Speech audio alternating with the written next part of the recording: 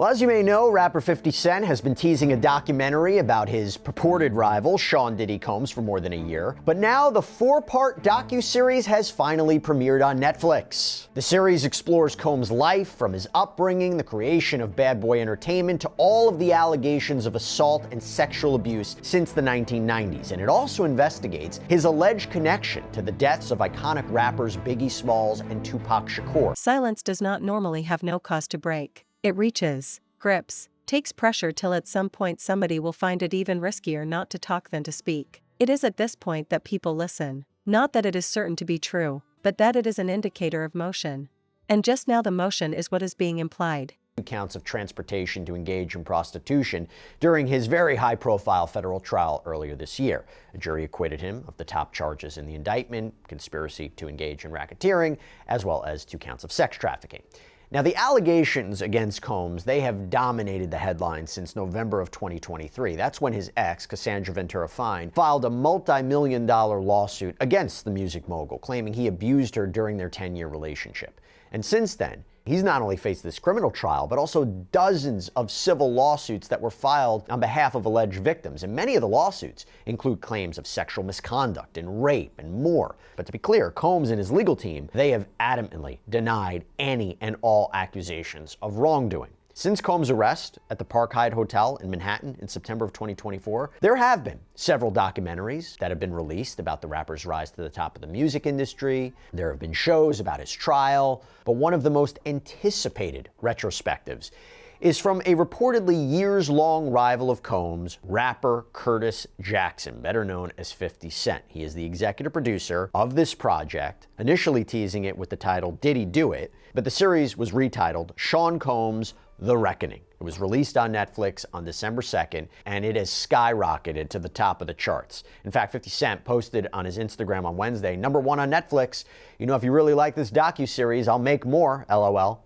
Now, the documentary's director, Alexandra Stapleton, said in a statement to Billboard, quote, "This isn't just about the story of Sean Combs or the story of Cassie or the story of any of the victims or the allegations against him or the trial. Ultimately, this story is a mirror reflecting us as the public and what we are saying when we put our celebrities on such a high pedestal. I hope this documentary is a wake-up call for how we idolize people and to understand that everybody is a human being." Okay, but here's the thing. Just one day before the series was set to air, Combs' attorneys sent a cease and desist letter to the streaming giant, calling the documentary essentially a hit piece, demanding it be removed. Now, we're going to take a closer look at that letter, the arguments that Combs' team is making for all of this to be taken down. But first, I want to talk about some of the biggest, maybe most shocking moments from the series, and then we'll get to the C&D letter. So to do all that, I want to welcome back on Elizabeth Vulai, legal counsel here at Law and Crime, who knows a thing or two about the inner workings of the media and when things are brought in. But you also watched the entire show.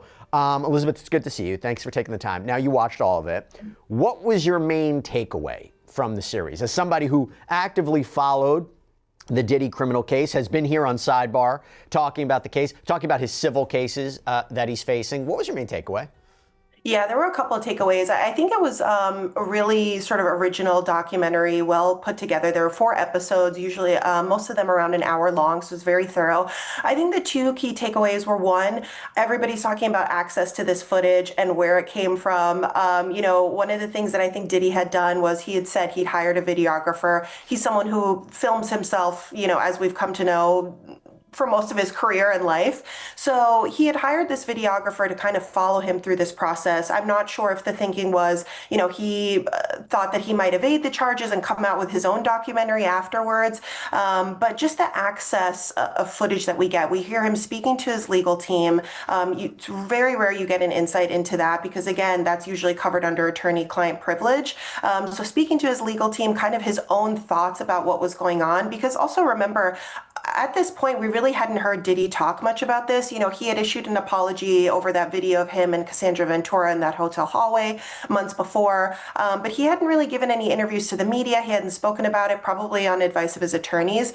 The legal voice relating to the case has also come forward, allegedly stating, "The freedom may be coming much earlier than anybody could have ever imagined. Not eventually, not hypothetically, soon." Even that one word has been sufficient to trigger a response in all quarters of social concern. Soon changes everything. Month after month the story was frozen. Prisoners of the courts, the filing and procedure and the grinding of the machine. Individuals believed that time would be infinite, that solutions would be forthcoming, that effects, whatever they may be, were distant. That is a premise that is being taken to task. The legal situation, as is claimed to have been, might not be as airtight as it was thought. Not that nothing was done, but that the system does not operate on emotion. It bogs down on details, schedules, definitions, and clout. It is at that point that it gets uncomfortable. When the alarming legal facts appear, they hardly sound alarming initially. They're dry, procedural, boring, even, but within them are loopholes, stalling points, and getting out clauses, and the lawyers are the trial, maybe because that was oversaturated, maybe because everybody was watching our coverage here on Law and Crime about the trial. And by the way, found out that my voice and Elizabeth Milner's voice, Queen Elizabeth, were both in the documentary, I think in like episode 4 when it was going into the trial or in his arrest. It was interesting. I'll talk more. I am curious about what you think of that footage, and we'll talk about how it factors into the cease and desist letter.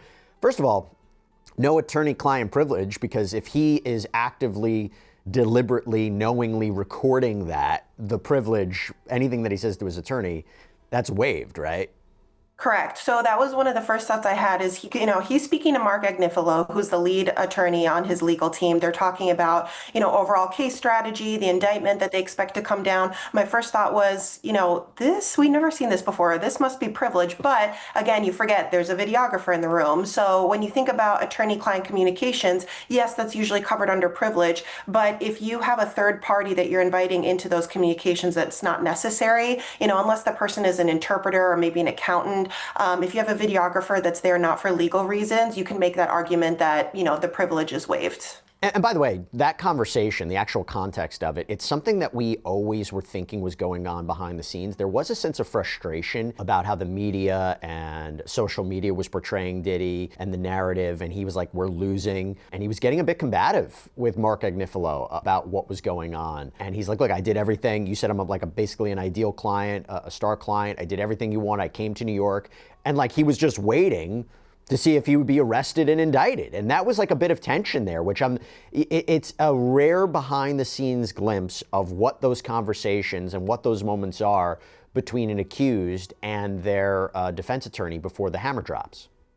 Yes, very rare. And that's, I think, one of the things that struck me and what a lot of people are talking about. Again, you don't usually get a window into that. I think the push and pull was, in the conversation, Mark Agnifilo had said, look, an indictment hasn't been dropped yet. The indictment came down September 16th of last year. And Mark Agnifilo had said it's mid-September at that point. So I think the indictment was really just about to drop. So at that point, you have Diddy who, he said, look, I've come to New York. I've basically surrendered. His legal team is taking the position, you have to cooperate and kind of show that you're here ready to take this head on.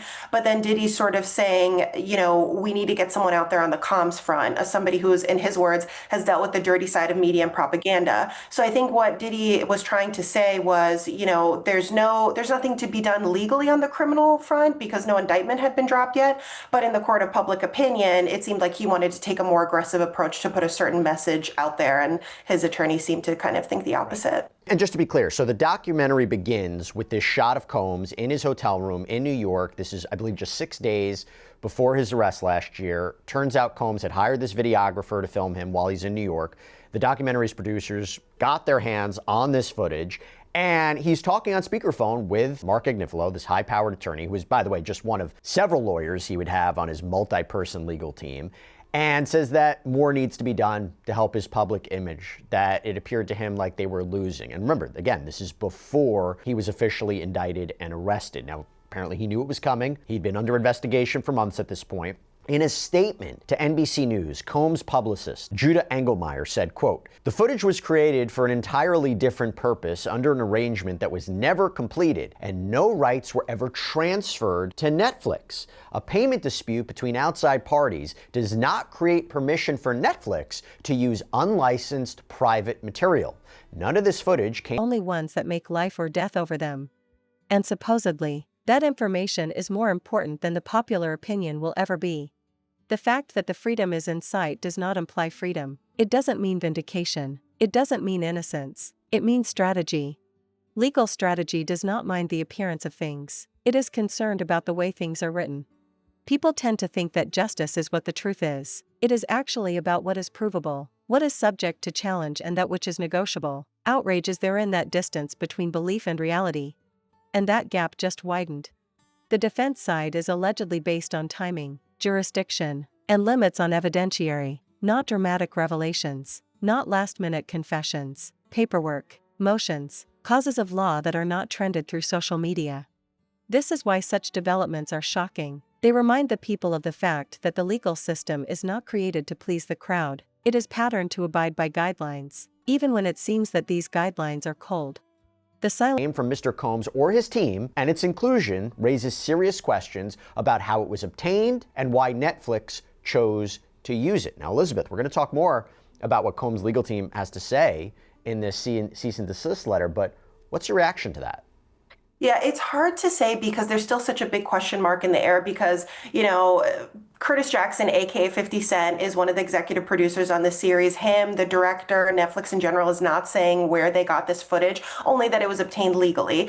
Diddy's side is saying this is coming from a videographer I hired. I know we'll get into the cease and desist. One of the arguments they make is, this is subject to NDAs or agreements that the videographer had signed with Diddy because he was, employed by Diddy, and therefore the footage belongs to Diddy. That's the argument that they're making. So it's difficult to say because Netflix is not really saying how or where they got this footage from. One of the things that they did say was that it was sent to them legally. So, if you have the videographer sending the footage to them physically, that would be fine, but it does leave a question mark about where the legal rights are coming from. The only really avenue I see is if there's some way that the videographer had obtained a license for the footage, then the videographer would have the ability to take that license and then transfer the footage over to Netflix. But if the footage belongs to Diddy, then that's a little bit tough. That's a good point. Okay, let's keep that in mind. We'll talk about that in a minute. I do want to talk about the content of the series. So the series featured interviews with many people who were at one point in Combs' inner circle. This includes Aubrey O'Day, who was a member of the girl group Danity Kane, which was created on Combs' MTV show Making the Band. She has since accused Combs of basically grooming her, firing her for refusing to give in to his alleged sexual advances. We have Albie Shore, singer, songwriter, former record executive, dated Kim Porter before she was in a relationship with Combs. There's Roger Bonds, one of Combs' apparent former bodyguards, who's gone on the record to say that he knew Combs was allegedly physically violent with his then-girlfriend, Cassie. At one point in his interview with the documentary's producers, he said of Combs, "When I first met him, I liked him as a person because I didn't know him." You have Kalina Harper, who was part of Combs' group Diddy Dirty Money, released a statement supporting him after the third member of that group, Dawn Richard, had filed a lawsuit against Combs. And in the documentary, Combs can be heard calling Harper to complain about the lawsuit, asking her to put out a statement. A former friend, business partner of Combs, who appears throughout the documentary, is Kirk Burroughs, the co-founder of Bad Boy Records. The two apparently worked very closely together for years. Burroughs served as the general manager, handling the rapidly growing company's funds. And according to Burroughs, when they started Bad Boy, Burroughs was given a 25% stake in the company, with the other 75% being in Combs' mother's name, Janice Combs' name. And we're going to get more into why Burroughs alleges it was set up that way in just a second. But according to Burroughs, Combs allegedly threatened him in 1996 with a baseball bat, forcing him to sign over his stake. So Burroughs apparently sued in 2003. The lawsuit was thrown out because too much time had passed since the alleged incident. And more recently, Burroughs sued Janice Combs for fraud, Combs himself for sexual harassment. This is according to a report from Cinemaholic. And those appear to be ongoing, by the way. Now, Burroughs claims that he was blacklisted from the entertainment industry, led to periods of homelessness. He's since re-entered the music industry, starting Pop Life Entertainment in 2018. This is also per Cinemaholic. So, Elizabeth, there's a lot here. But what did you make of the Burroughs part, where he was proving, this kind of relationship that he had, and that he was coerced into giving up his stake in what would become a multi-million-dollar company? I mean, I guess the allegation is basically that Diddy ruined his life. Yeah. Silence was not broken in an emotional way. It wasn't apologetic. It was confident. And law trust sends a message. A person is convinced that he or she has some leverage. Leverage does not ensure the result, but it changes posture. When one of the legal representatives mentions in public that liberty is on the verge of happening, it is no coincidence. It is either a calculated bluff or a dangerous bluff. In any case, it is supposed to influence perception. Impression counts, even in a court of law. It is not the fact that the system is complicated, which is shocking about the emerging details. Everyone knows that. That complication has the potential to play to the benefit of a person already determined by the populace must be punished. It is exasperating to realize that. People want linear stories, accuse, procedure and penalty. The legal world is ring-tailed. Things loop back, arguments return, past records are turned into present impediments. There are allegedly some aspects of the case that can be challenged. That was there are a lot of difficult moments in the documentary. I watched all 4 episodes as mentioned, and that was a tough one. And again, information that we hadn't really seen before in prior documentaries. So, this is someone who had co-founded Bad Boy Entertainment with him. A lot of the things he was saying seemed to kind of run along the theme that I think prosecutors were trying to push in the actual case, was that in the prosecutor's view, this is somebody who will do anything to basically get what he wants. He doesn't really care what effects or damage that causes to other people. And it's in different ways, right? Whether it's in the context of alleged abuse, business disputes, alleged sexual assaults, things that have been alleged in the civil lawsuits against him. And I think with Burroughs, it was really, kind of seemed to strike that theme as well, because he's saying, he had forced me out of the stake of my company. He had to deal with things like homelessness, while in the 2000s and 2010s, Diddy was really prospering. Music, business, fashion. And one of the things that he had said, what he alleged in the documentary, and again, this is an allegation from him, was that the name Bad Boy Entertainment, Combs's name was not really involved in that on the corporate side. And one of the things he's saying is the reason for that was to avoid having to pay any liability from, the devastating basketball game that had happened in the early 90s, where he was the subject of wrongful death lawsuits because of the multiple deaths that had occurred as a result of that basketball game that Diddy was behind organizing. So that was really, surprising to hear. Yeah, that was a big allegation, because the families of the victims killed in that stampede, it was horrible. We're talking about December 28th, 1991. Combs, fellow rapper Heavy D, they hosted this charity basketball game. The game took place at the gymnasium of the City College of New York. And according to the New York Daily News, before the basketball game started, people who weren't let inside, they broke a window, swarmed toward the entrance of the gym, all went down a staircase. The doors at the bottom of those stairs opened towards the stairs, not towards the gym. So once a crowd got down there, they couldn't get the doors open and people started being crushed. 9 people died, dozens of others were injured. And there were no criminal charges that were ever filed against anyone for the stampede, but multiple families and injured victims, they filed lawsuits. And that's just one part, right? So I actually wanted to get into this too. The docuseries devoted a lot of time to the killings of Tupac Shakur and Biggie Smalls, and Combs' alleged connections to this, to both men, obviously knew both of them. So there have been accusations made in the past that Combs' involvement in the East Coast, West Coast rap feud of the 90s, there was more than just talk, that it could have involved things like hit orders. Now, to be clear, these are allegations. There's no evidence to suggest this. This series, though, it emphasizes that he has never been investigated or charged regarding their assassinations. Nevertheless, several interviewees during this documentary expressed that Combs' actions seem suspicious in hindsight. The documentary plays part of an interview that Dwayne Keefe D. Davis did with investigators looking into Tupac's murder, which had become a cold case. And on the tapes, Keefe D. says that Combs agreed to pay him if he killed Tupac and also rival record label head Suge Knight. Now, Davis allegedly admitted that his nephew Orlando Anderson was the one who shot the men, killing Tupac, injuring Knight. But Davis says Combs never came through with any payment. And by the way, Davis is currently awaiting trial for Tupac's murder in Las Vegas. Combs has always denied any involvement in the assassination. That was a big moment, I would say. Elizabeth, that was a big part of this. I didn't know that was going to be a part of this documentary. I was really surprised as well. So I believe it's the second episode that dedicates a lot of time to it. And like you said, there have been insinuations in the past concerning the manner in which evidence was acquired, the manner in which charges were framed, or timelines were established. No part of that is morally speaking. It speaks to legality. And righteousness is frequently unjust. The argument of freedom in the near future has also brought back the debate of privilege and resources, not mentioned, yet strongly suggested, the skill to form a strong defense, to challenge every detail, to slacken or turn the tide. Justice is a process that is different in relation to various people.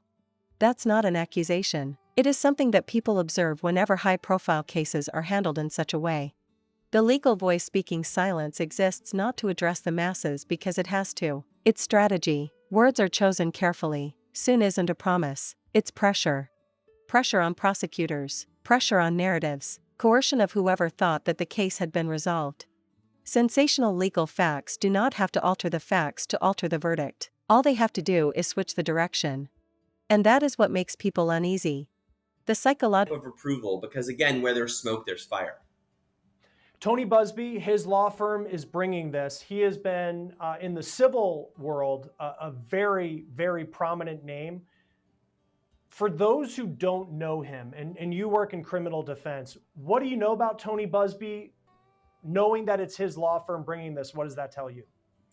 I don't think that the Busby law firm is taking these allegations lightly. I believe they have the resources to do their own investigations prior to actually filing these suits.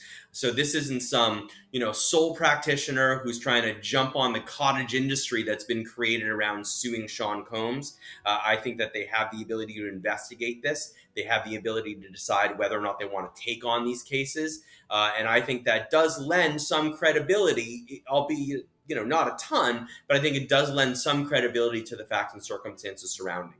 In other words, this alleged victim didn't just walk in off the street to some random law firm who then is saying, oh, we now have the ability to sue Sean Combs. This is someone who's been down this well-trod path before and probably knows exactly what the pitfalls are in suing somebody as prominent as Sean Combs.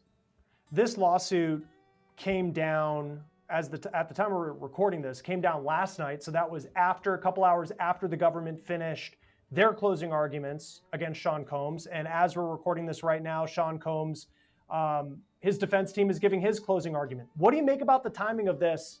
It's against Justin Combs and Sean Combs' name, but it's happening right in the middle of maybe the most pivotal part of this entire trial. I don't exactly know what to make of the timing of it. I think it's interesting. I think that I'm a little surprised that it's come out so late, but sometimes, we don't know what led the alleged victim in this lawsuit to break their silence and to file this lawsuit. Perhaps they were watching the testimony or reviewing the testimony in the criminal case and said, oh my gosh, that's exactly what happened to me. Perhaps they said, they listened to the testimony and they said, there are so many victims here. I believe that I am one too. We don't know what prompted it. I think the timing is interesting, but I don't know that I can make anything of it as we sit here right now. I think of recently you had Tyler Perry, prominent name in Hollywood, very different case, but accused of sexual violence and sexual harassment, workplace harassment with an actor who had worked on one of his shows, and the actor provided text messages in the complaint. This doesn't have that. Very different case. But the fact that there's not that visual evidence that we can look at, and I don't know what type of visual evidence would exist in a case like this, but the fact that we don't particularly have those, does that take away from the weight of what this lawsuit may actually be in the end when it comes to the truth? Well, I think we're getting ahead of ourselves a little bit here because the filing of a complaint is just simply the first step. And all the complaint needs to do, on paper anyway, is set forth the factual allegations that are enough to sort of not get the case thrown out at the first few stages. And that Skeptical factor is also there. The idea of suggesting freedom plants is skeptical. Skepticism is more contagious than confidence. As soon as the population begins doubting that consequences are assured, the process becomes undermined. That erosion is visible. The responses are alternating between anger and non-belief. Some accuse manipulation, the rest prepare to be disappointed. There are not a huge number of people who are shocked, since lots of people have observed this trend before. High-profile case, public outrage, long silence, then a change of gears at the cost of law. This silence disillusioning, rewrites the timeline too. What has been inert, now comes to life. Making of decisions can be in a closed room, negotiations, reassessments, quiet recalculations. That is what unpredictability causes. It is claimed that the defense side is indicating that the case might not pass as it is, not the fact that it is not serious, but since it might not last legal attention. That is a distinction that can make the difference. Bar is pretty low. So there may be tons of evidence surrounding these allegations that aren't in the lawsuit. They don't need to be in the lawsuit. Again, there needs to be just enough to get us through those first few steps. Excuse me. As Sean Combs were awaiting once the jury gets the case next week, and then we'll see what the verdict is. But guilty or not guilty, he's going to be dealing with a lot of civil cases that are still pending. What does the timeline look like for Sean Combs? Let's just say he's found not guilty of everything. What does the legal timeline look for him? How long could he be dealing with the issues related to all these civil suits? That's a great question. First of all, I don't think he's going to be found not guilty of everything.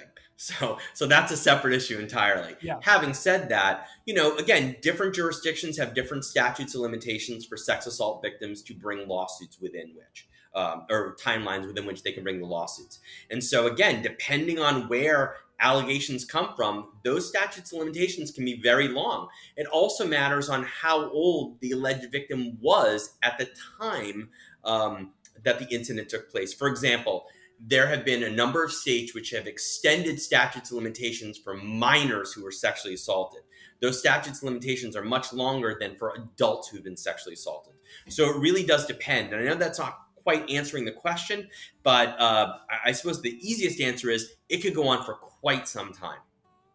And you look at this complaint, the complaint is for sexual assault and battery, gender violence, negligent supervision. I think a lot of people would look at this and they'd certainly, if all of this is true, what a horrific experience that this victim went through. Why is this not a criminal case?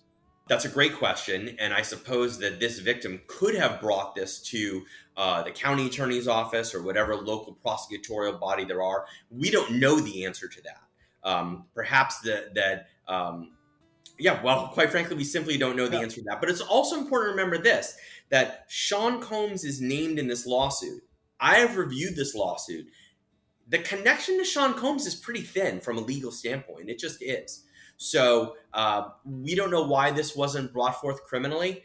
Perhaps the person decided they would rather seek their own form of justice from a civil standpoint. Sean Combs has a lot going on criminally right now, and perhaps it wouldn't even be prosecuted. Again, if he's found guilty of all these offenses in federal court in New York, Sean Combs is going to prison for decades. He's 55 years old, not that old, but he's still going to prison for a very long time. So I don't know that the LA District Attorney's Office or whatever prosecutorial body is out there would bother pursuing criminal charges if Sean Combs at age 55 just gets a 30-year sentence federal. And for Justin Combs, and I assume he'll have, I don't know if he has a trust or an inheritance or how he financially makes a living. Certainly it's part of being in the circle of Sean Combs. How does he pay for an attorney? Is that have to come from it? Because I think if Sean Combs is found guilty and all this money, and he's got a lot, but maybe we don't know how much money Sean Combs has, frankly, but we know that it's Difference in court, notwithstanding how empty it may be on the outside. Law may perceive legal victory as moral victory by the general population. The system doesn't. Success in the system is adherence to regulations. The existence of that disparity breeds anger whenever one gets off with a slap on the wrist when it should have been a harsher sentence. The scandalous information coming out is not a solution. They delay it. They relive issues that have been closed. And even that procrastination is deliberate. It is not about transparency to break silence at this stage. It's about momentum, concerning the manipulation of the next part of the story before another person does. Stories are not of the most vocal, they form part of the most strategic one. The concept of imminent liberation also compels individuals to make a very painful discovery. Legal consequences are not made to conform with emotional fulfillment. They're designed to end cases. That ending seems to be unfinished sometimes. The legal team is alleged to feel that they can resolve this sooner than it would otherwise take. Faster doesn't mean cleaner, it is efficient, as far as they are concerned. Productivity may take the form of unfairness to the outside observer. It is the reason why reactions are strong, not that people are unaware of the law, but because they know the law as it is commonly unsuccessful. The disruption of the silence also indicates the optimism that the situation will not be aggravated by questioning. This trust is earned or performative. In any case, it somehow conveys a message. The defense has no fear of people responding. That alone says something. And in high-profile situations, imagination can tend to be more effective than fact.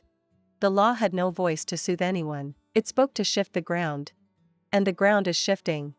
It is yet to be determined whether that change will result in liberation, postponement, or backwardness, but the fact that the silence is broken promises only one thing: the result is no longer predictable. And vagrantiness is where the system has never been weakest and most dreaded.